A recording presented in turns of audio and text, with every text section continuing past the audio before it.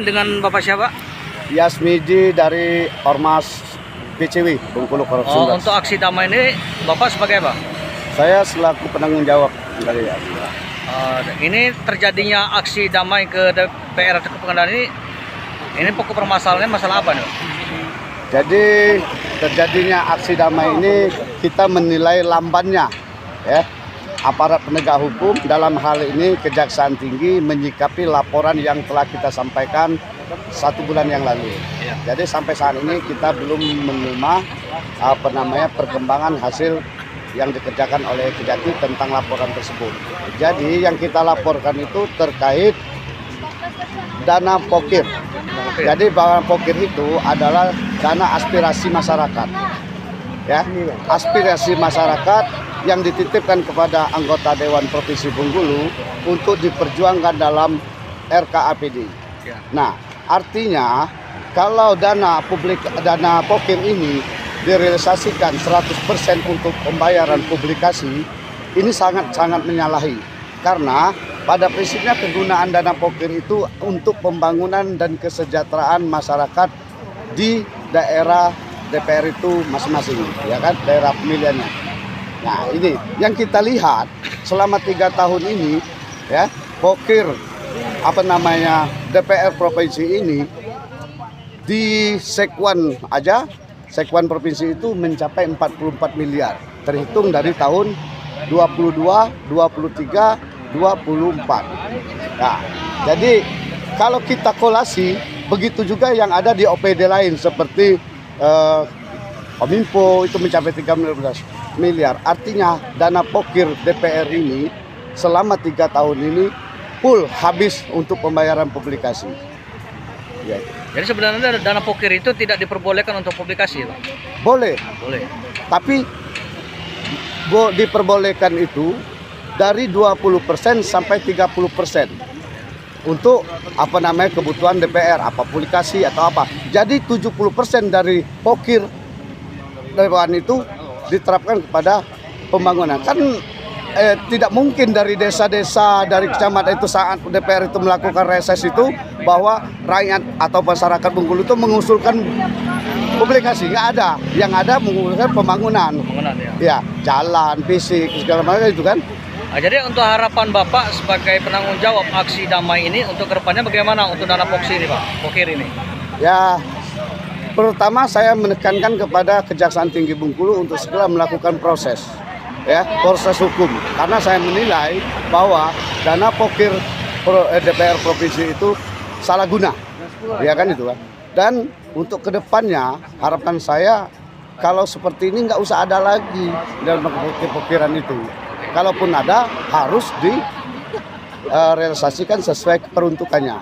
Jadi saya menyikapi dana pokir selama 3 tahun ini tidak sesuai peruntukan. Berarti salah sasaran. Ya. Oke Pak, terima kasih atas keterangannya. Mudah-mudahan apa yang diharapkan nanti kita berjuang demi kepentingan kita semua, khususnya di Provinsi Bengkulu. Terima kasih Pak ya. Nah, ya, baik, terima kasih. Assalamualaikum warahmatullahi wabarakatuh. Bapak Kejaksaan Tinggi Bengkulu yang terhormat, para bapak-bapak dari Polresta Bengkulu yang sangat kami hormati dan sangat diapresiasi kerjanya, di mana sebelum kami hadir sudah standby di Kejati ini guna tak lebih dan kurang melakukan pengamanan dan pengawalan terhadap masyarakat yang menyampaikan aspirasi di depan umum. Baik, sekali lagi dan yang paling utama saya ucapkan kepada Bapak Kejaksaan baru disahkan untuk jadi Kejaksaan Tinggi Bengkulu dan sebelum hadir. Selamat datang. Dari sini jangan dilihat dengan nilai berapa ekornya, berapa orangnya, ya.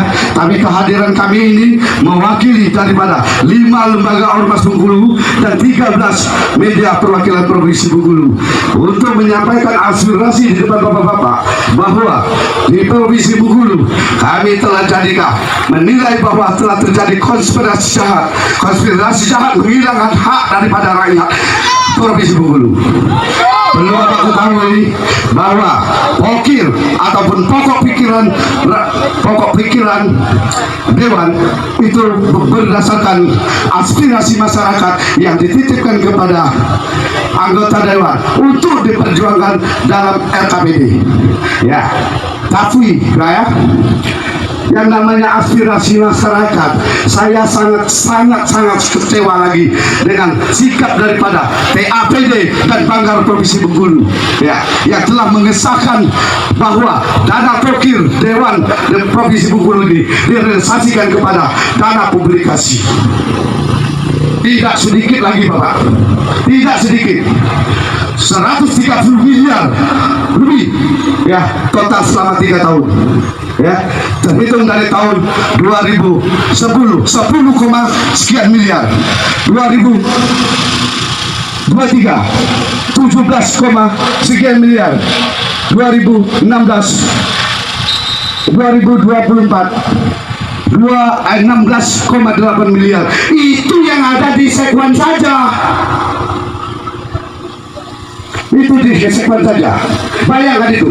Di Sekwan saja tahun 2024 ini 16 miliar 850 juta untuk pembayaran publikasi. Kalau memang dibayarkan kepada saudara-saudara media, udah makmur semua. Nggak ada wartawan pakai motor butut lagi.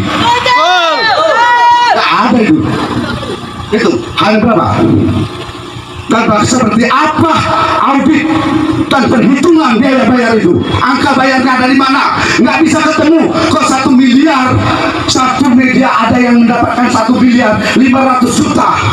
Ya, nilai bayar media online-nya berapa itu? Dan berapa berita yang mereka harus terbitkan per hari? Masuk akal nggak? Ya, kenapa saya bilang, ya, kami menduga bahwa ini adalah konspirasi jahat, ya, konspirasi jahat untuk menghilangkan hak rakyat, hak pembangunan rakyat, dan hak pembangunan dan kesejahteraannya. Seharusnya dana pokir Dewan dan Provinsi 70% dibangunkan kepada fisik di daerah DPR itu masing-masing. Ya, 20 sampai 30% itu boleh direalisasikan untuk publikasi atau kebutuhan DPR yang lain. Ini tidak. Tapi apa yang terjadi, Pak? Kenapa DPR untuk melakukan ini? Ingin mendapatkan keuntungan besar. Apabila dana pokir itu dibangun kepada fisik, ya, kepada pembangunan untuk kebutuhan rakyat di daerah dapilnya masing-masing, maka bisa dicek, bisa dikoreksi pekerjaannya seperti apa, bisa dibaca dan bisa diaudit. Tapi kalau mereka ini mereka sangka nggak bisa kita baca, kita bisa baca, kita bisa baca. Ini tidak main-main lagi, ya. Ya. Apalagi saya terima dari kawan-kawan media yang menyampaikan kami cuma dapat ujungnya, Pak. Itu kata jawaban media. Ada yang mendapatkan hampir 400 juta, 350 juta. Dia cuma dapat ujungnya. 300 jutanya kemana? Kita menduga adanya pungli yang dilakukan oleh anggota Dewan Provinsi Bengkulu dalam hal ini. Kita kan tahu, ya, tahu hak Dewan hanya sebatas untuk memperjuangkan. Setelah diperjuangkan, ditetapkan dalam RKPD dan APBD, maka pemerintahlah yang menyalurkan. Tapi kenyataannya apa? Media yang mau minta publikasi harus berhubungan dengan anggota Dewan. Betul. Itu jawaban, tidak, bukan hanya kata jawaban daripada kawan-kawan apa media. Bahkan OPD-nya pun seperti itu mengatakan. Kalau mau pokir, Pak, silakan berhubungan langsung dengan anggota Dewan. Dewan menentukan media yang dapat. Dewan yang menentukan berapa besar MOU-nya. Akan kita telaah, kita lihat perkembangannya, dan kepada kawan-kawan yang sudah datang hari ini, setelah bubar ini silakan bubar dengan tertib, jangan sampai pulang ke rumah ada yang kekurangan apapun, jangan sampai ada yang cedera. Mohon untuk bapak-bapak dari pihak kepolisian dikawal kawan-kawan ini untuk pulang ke rumah dalam keadaan tertib, jangan sampai ada menimbulkan gangguan kamtipmas media. Terima kasih. Demikian, wabillahi taufiq wal hidayah. Wassalamualaikum warahmatullahi wabarakatuh.